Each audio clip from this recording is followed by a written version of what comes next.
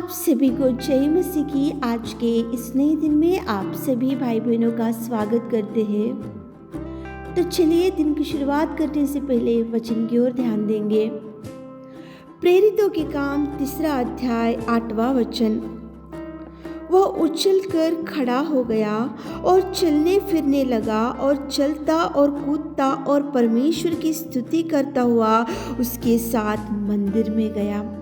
देखो मेरे प्रियो, आज तो परमेश्वर के भवन में जाने का दिन है, परमेश्वर पिता को याद करने का दिन है, परमेश्वर पिता के कार्यों को मनन करते हुए, ध्यान में लाते हुए, उसके उपकार को ना भूलते हुए परमेश्वर की महिमा बढ़ाने का दिन है। आज प्रभु को आराधना करने का दिन है। तो प्रभु आपके सामने एक देखो लंगड़े को लेकर आ रहा है। ये लंगड़ा जन्म से एक लंगड़ेपन से दुर्बल स्थिति में, भयंकर दुर्स्थिति में एक मंदिर के सामने वो पड़ा हुआ, भीख मांगता हुआ, वो किसी के नजर में नहीं था, किसी के लायकी में नहीं था। एक तो लंगड़ा था, एक तो दुर्बल स्थिति में पड़ा हुआ था, एक तो भीख मांगते हुए मंदिर के सामने पड़ा हुआ था। लेकिन पतरस ने एक दिन उसको बोला कि सोना और चांदी तो मेरे पास नहीं है, लेकिन यीशु नासरी के नाम से तू उठ और चल। तो उसी घड़ी वो जन्म का लंगड़ा चंगाई पा लिया। उसी घड़ी वो जन्म का लंगड़ा उठ के खड़ा हो गया। उसी घड़ी वो जन्म का लंगड़ा वो चंगाई पा लिया। उसी घड़ी वो जन्म का लंगड़ा उसकी दुर्स्थिति, दुर्बल स्थिति, भयंकर परिस्थिति में से वो उठ के खड़ा हो गया। केवल परमेश्वर पिता ने उसको चंगाई दिया। तो मेरे प्रियो, वो जन्म का लंगड़ा चुप नहीं बैठा।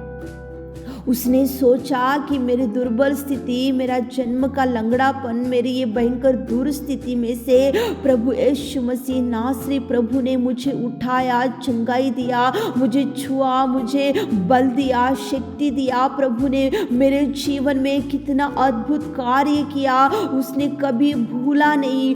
जैसे ही उसने चंगाई पा लिया तो मंदिर में जाकर वो देखो यहाँ पे वचन में लिखा है, वो उछल कर खड़ा हो गया और चलने फिरने लगा और चलता कूदता परमेश्वर की स्तुति करते हुए मंदिर में गया। कितना सुंदर प्रेमी परमेश्वर पिता आज की सुबह के समय में आपसे और हमसे बात कर रहा है। मेरे प्रियो, कितने उपकारों को प्रभु आपके जीवन में, देखो लास्ट ईयर में कितने उपकारों को प्रभु आपके जीवन में किया होगा, कितने कार्यों को प्रभु आपके जीवन में किया होगा, कितने मिरेकल्स प्रभु आपके जीवन में किया होगा, कितने आंसू आप बहा चुके होंगे। तो प्रभु उस आंसू में से, उस दुख में से आपके आंसू को पोंछते हुए कितनी बार प्रभु ने आपको तसल्ली देकर आपको बचा कर रखा होगा। तो आप और हम भी प्रभु के कार्यों को ना भूलते हुए, प्रभु के उपकारों को ना भूलते हुए, प्रभु ने जो जो कार्य आपके जीवन में किया उसको ना भूलते हुए, जैसे ही जन्म का लंगड़ा, जैसे ही उसने चंगाई पा लिया तो उठा, खड़ा हो गया, कूदा, नाचा,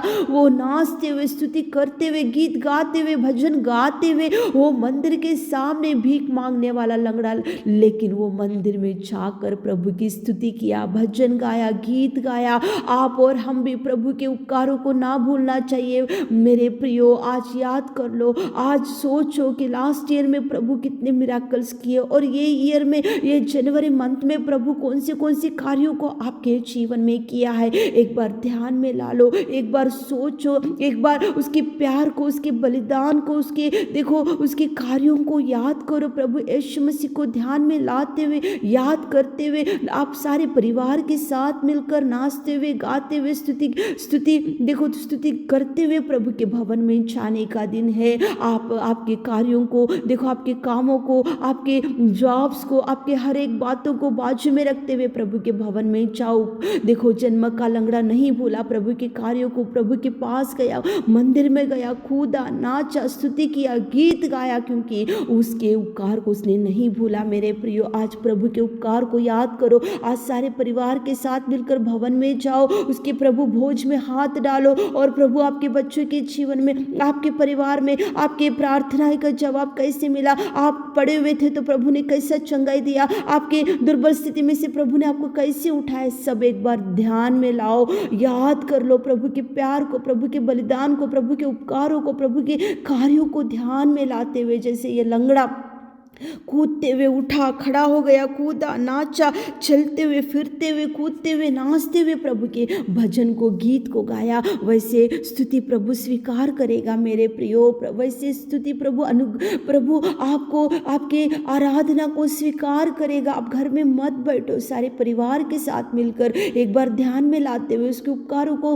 उसके कार्यों को याद करते हुए आज प्रभु के भवन में जाकर उससे आशीषित पाओ मेरे प्रियो। प्रभु के भवन में जाने का दिन है। प्रभु के दिन को, प्रभु के दिन को आप टाइम को वेस्ट मत करो। प्रभु के दिन में, प्रभु के दिन के आराधना में जाने का दिन है, तो आराधना में जाओ। किसी उपकार को ना भूलना बोल के बाइबल आपसे बात कर रहा है। आप प्रभु के भवन में जाकर उसकी आराधना करते योग्यता से प्रभु के भोज में हाथ डालते हुए, सारे परिवार के साथ उठकर मिलकर गीत गाते हुए, उछलते हुए, कूदते हुए उसके मंदिर में जाकर उससे ब्लेसिंग्स प्रभु जरूर आपके जीवन को ब्लेस करेगा। आराधना करने का दिन है तो आप उठकर आराधना में जाओ ताकि प्रभु आपको ब्लेस कर सके। आमीन।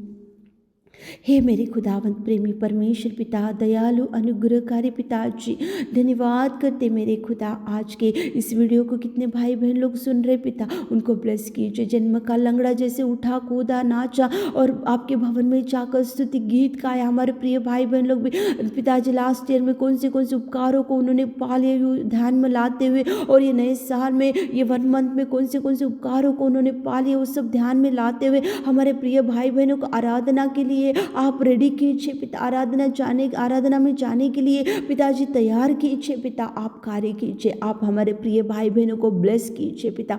आज दिन भर के आशीषों से भर दीजिए। छोटी सी प्रार्थना आपके मीठे और मधुर नाम से मांगते खुदा, आमीन।